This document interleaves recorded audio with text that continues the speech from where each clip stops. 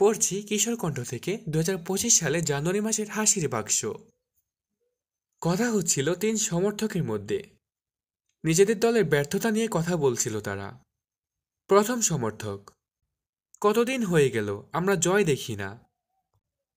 সব দোষ দলের ম্যানেজারের। তিনি যদি ভালো খেলোয়াড়দের দলে নিতেন তাহলে আজ এই অবস্থা দেখতে হতো না। দ্বিতীয় সমর্থক: না, দোষটা খেলোয়াড়দের। তারা নিয়মিত অনুশীলন করে না। নিজেদের ঠিকমতো তৈরি করতে পারলে তারা ঠিকই জয় পেত। তৃতীয় সমর্থক: আমি মনে করি দোষটা আমার বাবা মায়ের। তারা যদি এই শহরে না থেকে অন্য কোথাও থাকতো, আমিও নিশ্চয়ই অন্য কোনো দলের সমর্থক হতাম। অন্তত জয়ের দেখাটা পেতাম। লিখেছেন মুহাম্মদ তাজিমুল হক রিপন। সমাজপুর, দাগন ভূঁইয়া, ফেনী। দুই বন্ধুর মধ্যে কথোপকথন। সানি: বন্ধু জানিস, আজ আমাদের বাসায় ডিসি এসেছিলেন বাবার সাথে দেখা করতে। রোমান: তো কি হয়েছে? আজ আমার বাসায় মেসি এসেছিল আমার সাথে দেখা করতে। সানি: বলিস কি, সত্যি নাকি? রোমান: আরে হ্যাঁ, আমার ফুফাতো ভাই মেসি এসেছিল। লিখেছেন মোহাম্মদ রোমান হোসাইন। বোরহানুদ্দিন পৌরসভা, ভোলা। প্রথম বন্ধু: দোস্ত, তুই এত মোটা কেন? দ্বিতীয় বন্ধু: রোজ সকালে উঠে ব্যায়াম করতে যাই, কিন্তু গিয়ে দেখি সবাই দৌড়াচ্ছে। আমি ভাবি নিশ্চয়ই কোনো ঝামেলা হয়েছে, তাই পালিয়ে চলে আসি।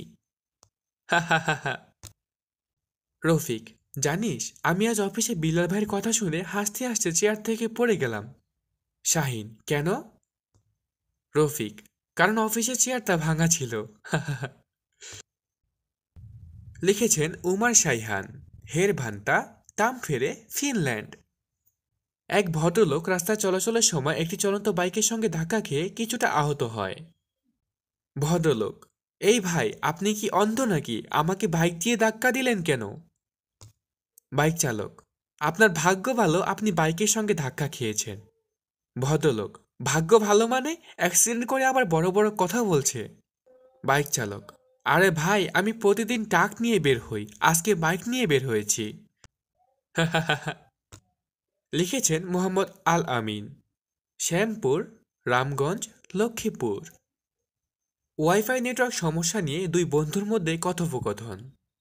প্রথম বন্ধু: বুঝলি, এই কয়েকদিন ওয়াইফাই নেটওয়ার্কটা এত স্লো দিচ্ছে যে ঠিকমতো ব্যবহারই করা যাচ্ছে না। দ্বিতীয় বন্ধু: আরে এটা কোনো সমস্যা হলো? ওয়াইফাই রাউটারের সঙ্গে কয়েকটা স্পিডের বোতল লাগিয়ে দিলেই তো স্পিড ঠিক হয়ে যাবে। লিখেছেন আবদুল্লাহ আল জোবায়ের। সিরাজপুর, কোম্পানিগঞ্জ, নোয়াখালী।